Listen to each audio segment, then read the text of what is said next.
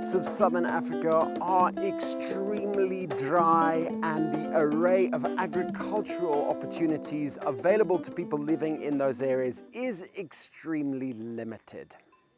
That's where commercial development of indigenous plant and plant products really has the potential to make a difference.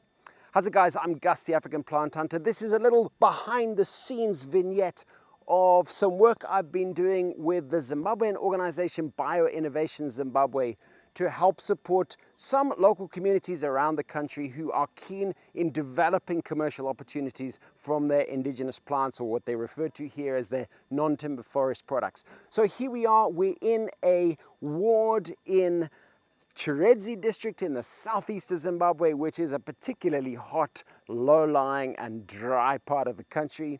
And as you can see around me, there's not much that's going to grow in this kind of soil, which is basically pure sand. Hasn't rained here for months, and even when it does rain, there's not a lot. So using the indigenous plants which have evolved and adapted to these conditions, we know these plants over thousands and tens of thousands of years are perfectly suited to this exact ecological niche. It makes a lot more sense to be using those plants as a basis for livelihood than bringing in plants from other parts of the world that perhaps are not destined to do quite so well in this economic environment.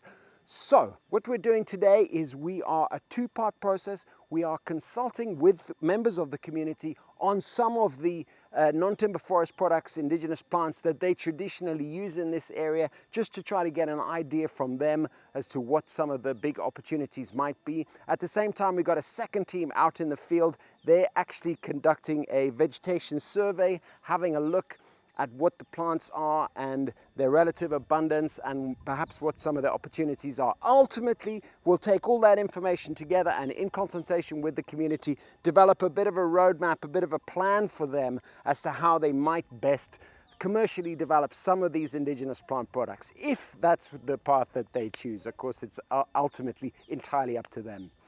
So that's it, guys. If you've ever wondered what it looks like when you're out there in a rural community chatting to members of the community, it's a very formal setting, a very traditional setting, and this is exactly what it's like. Hope you enjoyed that. Plenty more on my YouTube channel, Facebook, Instagram. Just type in African Plant Hunter. If you hit the subscribe button, you will be notified as soon as my next video comes out. As for me, I'm off to join the field team out doing the vegetation survey. All right, I will catch you later. Take it easy. Bye.